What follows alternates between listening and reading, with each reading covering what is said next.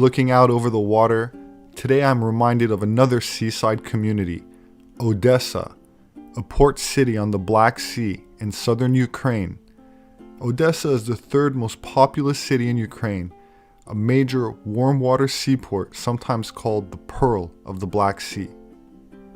Odessa was founded in 1794 by a decree of Empress Catherine the Great.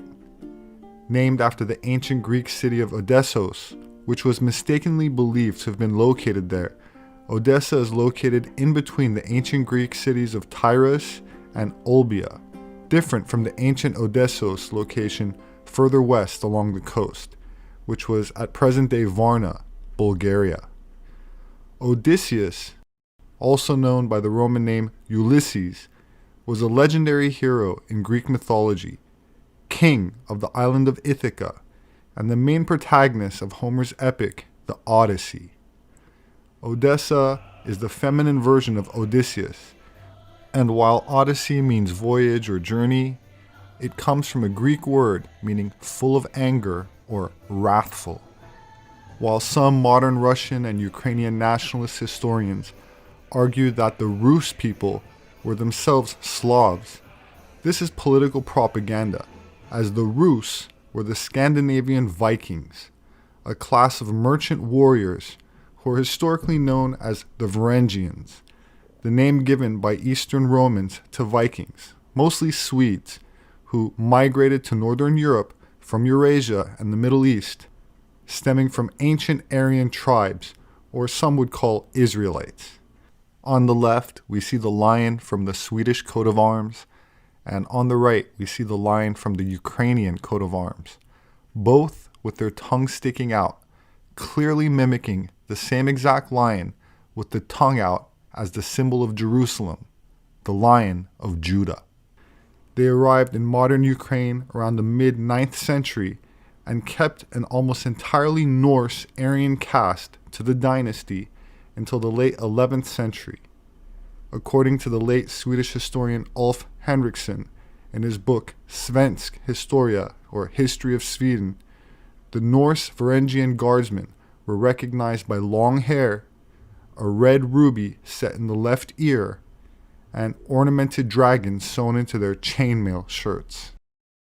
Odessa's oil and chemical processing facilities are connected to Russian and European networks by strategic pipelines, which understandably have made this part of the world very contested and a political hotspot. До речі, питання до СБУ. Чому вони їздять по Москвах і досі не в тюрмі?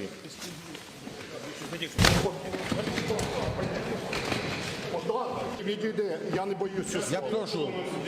Це мій стілець. Іди звідси. Я продовжую свій виступ. Добитки Януковича, які $500 мільярда.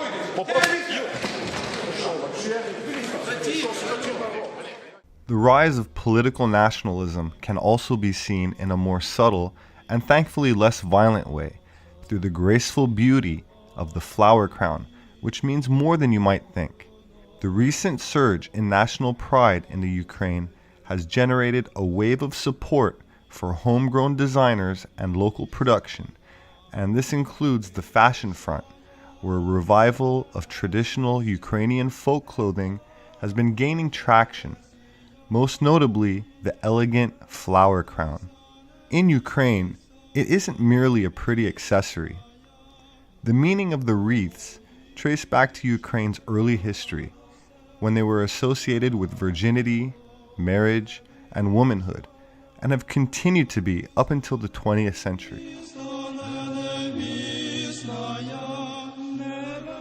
According to Professor Alexander Mialovich, who specializes in Slavic literature, in Ukraine and in Russia, both spouses-to-be wear crowns during the wedding ceremony, apparently continuing an ancient Greek tradition.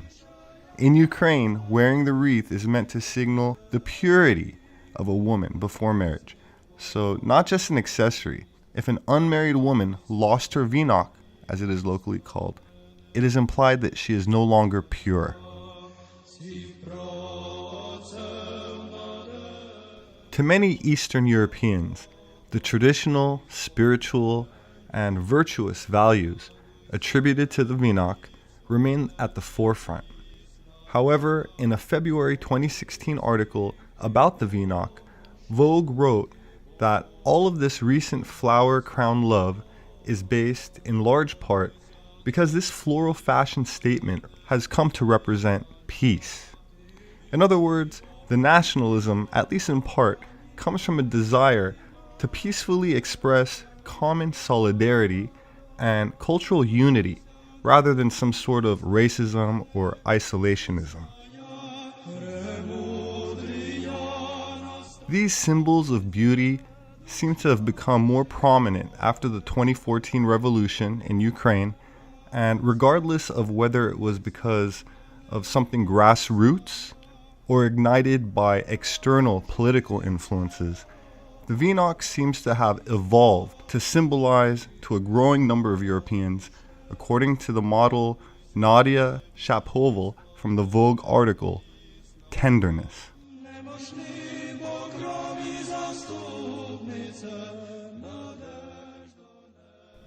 A beautiful symbol of compassion. In Europe, swastika symbols can be found in catacombs, in churches, on plaza stones and graves, and can also be seen turning in either direction on ancient Greek and Roman artifacts, often minted on the world's oldest coins.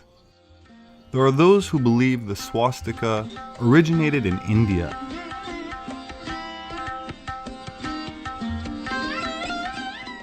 Claiming its meaning in Sanskrit is good luck or well-being, but seem to ignore the fact that the entire Sanskrit language itself, including the swastika symbol, was introduced to India by Aryans on horses, famous for their chariots. Aryans, incidentally, is the name attributed to the highest level or nobility of the ethnic caste system that was imposed in India millennia ago by the Aryans, still visible today, both visually and according to genetic sequencing. Of course, one can also point to the fact that there are no horses in the fossil record of India, that is, until the Aryan invasions, nor a single depiction of a horse on any stone temple prior to the Aryan arrival, which became common with the establishment of agricultural civilizations the Aryans introduced to the Indus Valley.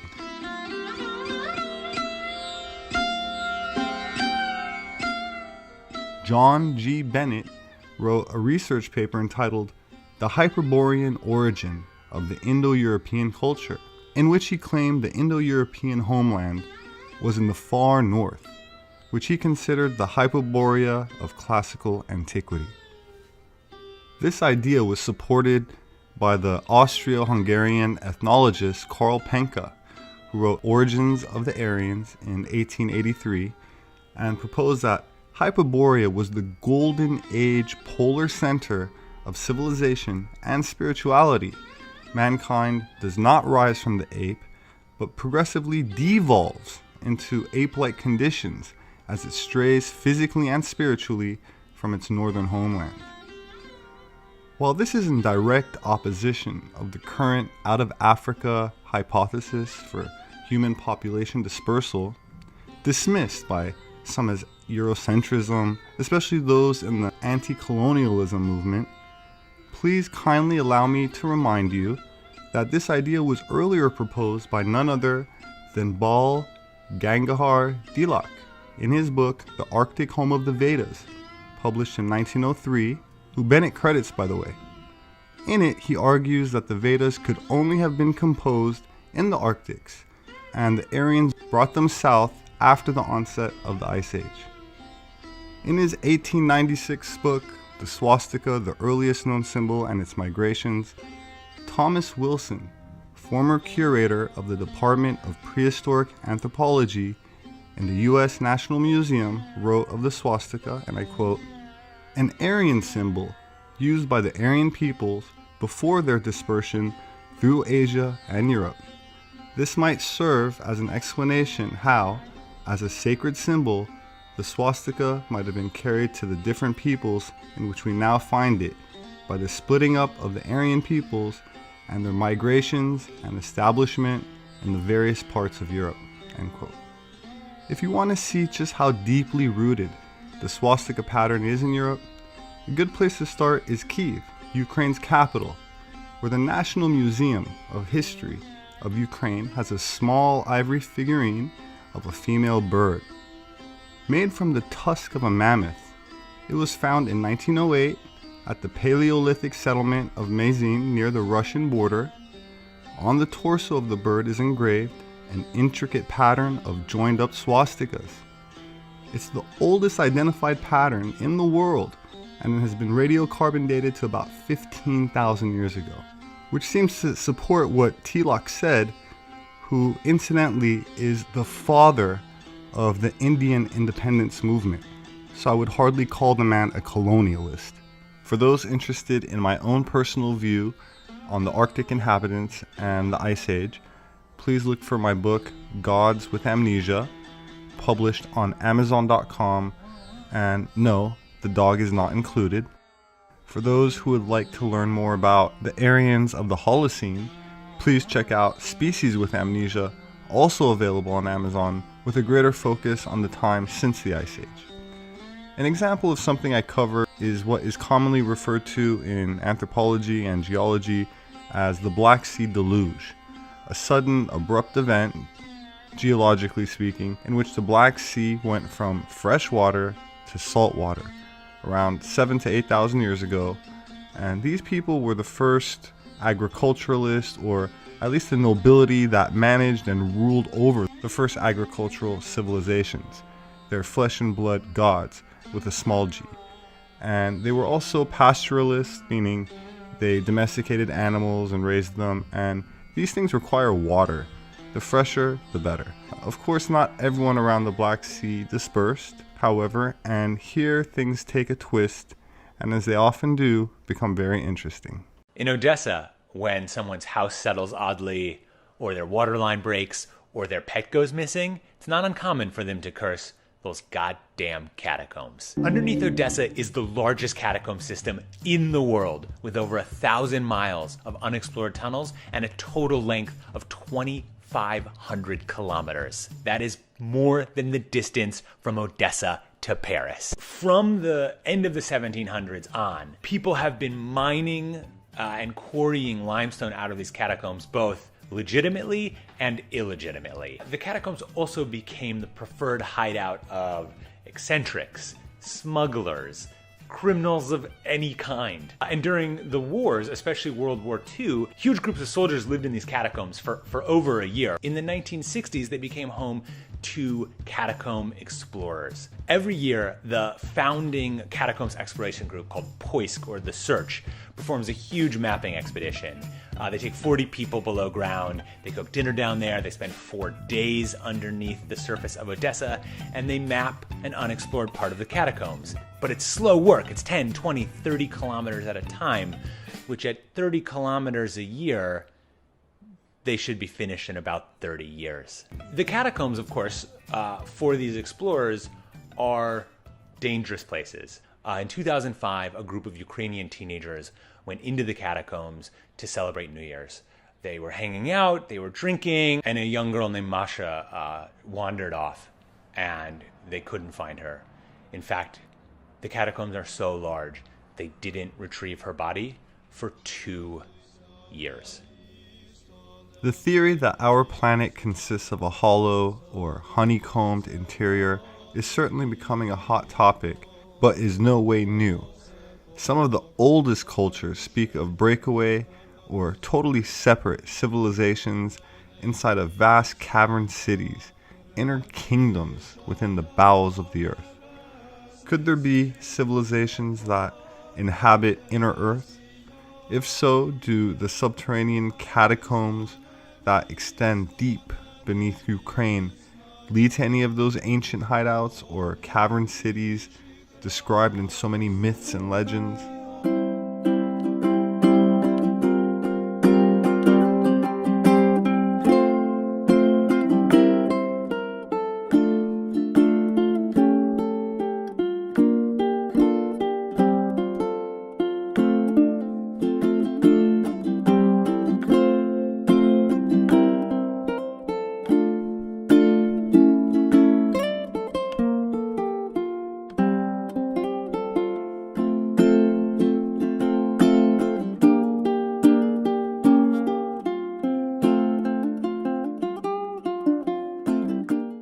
I decided to stop by at the Santa Monica Seafood Market and Cafe, located at 1000 Wilshire Boulevard.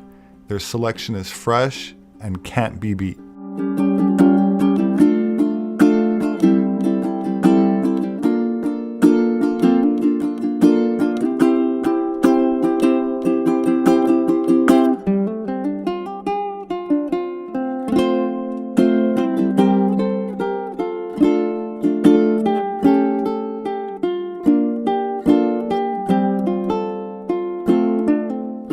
My waiter recommended the pan-roasted Baja striped bass served over butternut squash, roasted cauliflower, sweet potatoes, and finished with a butternut squash puree. It was definitely good, as it should be for the price, but to be honest, I think it was under-seasoned and could have used something spicy to go with it, but overall, it was very delicious. My name is Robert SEPEHR. I'm an anthropologist. My published work is available on Amazon and through all other major book outlets. If you'd like to support my work, you can do that through patreon.com. There should be a link in the description. Please subscribe for future updates. Leave your thoughts below. Have a wonderful weekend, and I hope to see you again soon.